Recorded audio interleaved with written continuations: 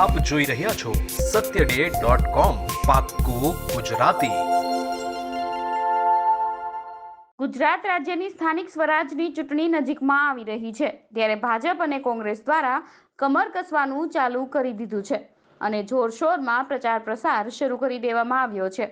આ વર્ષે સ્થાનિક સ્વરાજની ચૂંટણીમાં ભાજપ કોંગ્રેસને ટક્કર આપવા માટે આમ આદમી પાર્ટી પણ મેદાનમાં આવી ગઈ છે। આમ આદમી પાર્ટીના નેતાઓ અને કાર્યકરો દ્વારા પણ પૂરજોશમાં પ્રચાર શરૂ કરી દીધો છે। આજે અમદાવાદના નવરંગપુરા વોર્ડ વિસ્તારમાં આવેલ ગુલબાઈ ટેકરામાં સત્યડેની ટીમ પહોંચી હતી, ત્યારે ત્યાં રહેતા બાવરી સમાજના લોકોની વેદના જાણો શું કહે છે સ્થાનિકો। નવરંગપુરા વોર્ડના સ્થાનિકોનું કહેવું છે કે જ્યારે ચૂંટણી નજીક આવે ત્યારે જ અહીંના સ્થાનિક કોર્પોરેટરો અહીં આવે છે, બાકી 5 વર્ષ સુધી અહીં દેખાતા પણ નથી અને અમોને કોઈ જ પ્રકારની સુવિધાઓ મળતી નથી, જેથી આ વર્ષે અમારા સમાજના લોકો ભેગા થઈને ચૂંટણીનો બહિષ્કાર કરીશું અને અમે કોઈ પક્ષને વોટ નહીં આપીએ।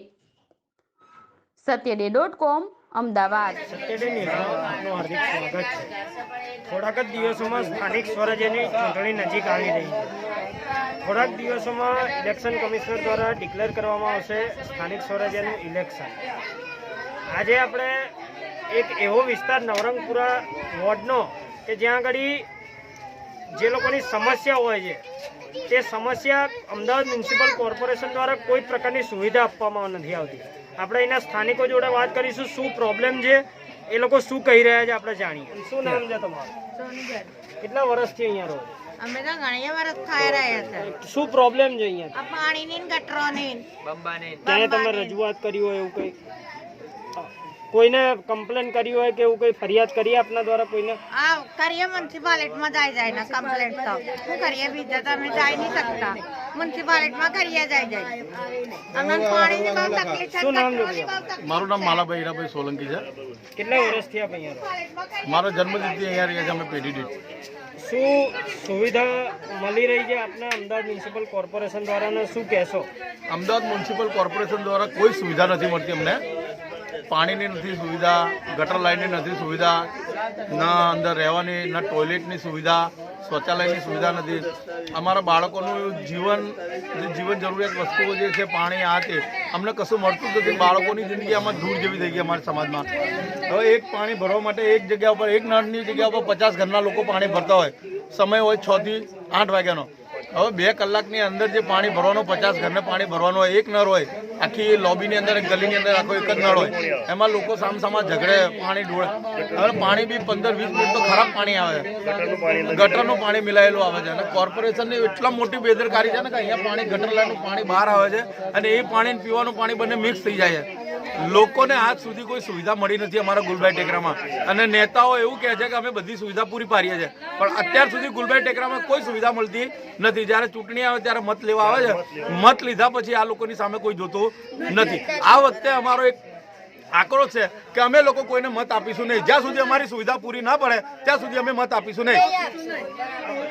અમે બી ભારત દેશના જાગૃત નાગરિક છે, અમને બી જીવન જીવવાનો જરૂરી છે, અમારે બી જીવન જીવવું જોઈએ અમારે। આ લોકો અભણ અજ્ઞાત માણસો છે, એનો મતલબ એ નહીં કે મારી નાખવાના આ લોકોને। શું કહેવું છે સાહેબ? અહીંથી 20-25 વર્ષથી ગટર લાઈન પાણીનું બંધ જ નહીં થતું। ત્યાં કોર્પોરેશન વાળા જોડે અમે જઈએ હતા કે તમારે જગા ગાડી આપો, અમને મકાન પાડવા પડશે તમારા। અહીંયા એક જ નળ છે, આખા 10 ઘરની વસ્તી અહીંયા એક જ નળ છે, એક જ નળમાં બધા 10 ઘરની માણસો પાણી ભરીને પીએ અને એ પાણી પાછું ગટર મિક્સ થાય અને પાણી આવે, ગટરવાળું પાણી આવે। છતાં જે ડોહા લોકો છે એમને બહુ તકલીફ પડે પાણી પીવાની, આમ તેમ બધી સગવડ મળતી જ નથી અમને મ્યુનિસિપાલિટી કોર્પોરેશન દ્વારા। કંઈ સ્થાનિક કોર્પોરેટરને કોઈ રજૂઆત કરી હોય? કરીએ અમે 10-10, 12-12 વાર ગયા, અમારે એમનું બધું ઘણું બધું જે આવ્યા, પણ સામેવાળું અમને કંઈક બોલવા જ ના દે અમને કે માણસો આવે એ અમારા કરી આપશે, માણસો આવે એ કરી આપશે।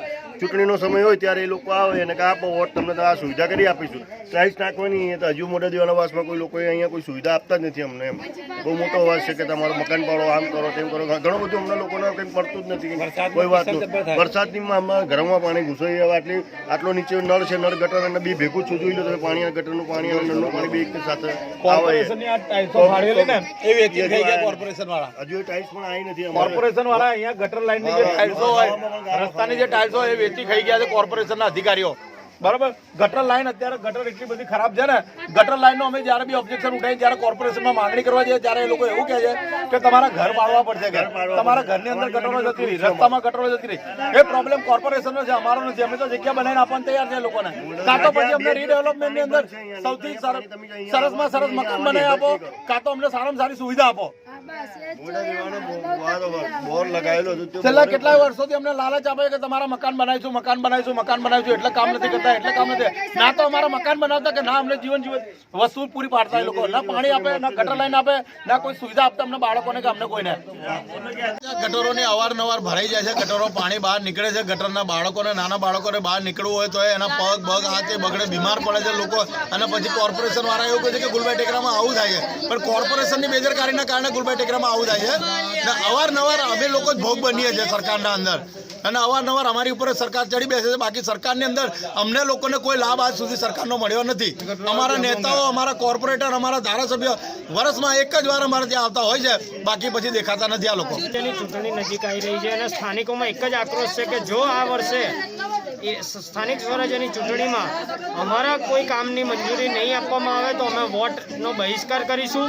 કેમેરામેન વિનોદ પરમાર સાથે આગમ શાહ, સત્યડે ન્યૂઝ, અમદાવાદ. YouTube પર જાઓ અને અમારી ચેનલ satyday.com ને સબસ્ક્રાઇબ કરો અને બાજુમાં જે નાની ઘંટી છે તેમને ક્લિક કરો, જેથી અપડેટ ન્યૂઝ તમારા સુધી પહોંચી શકે.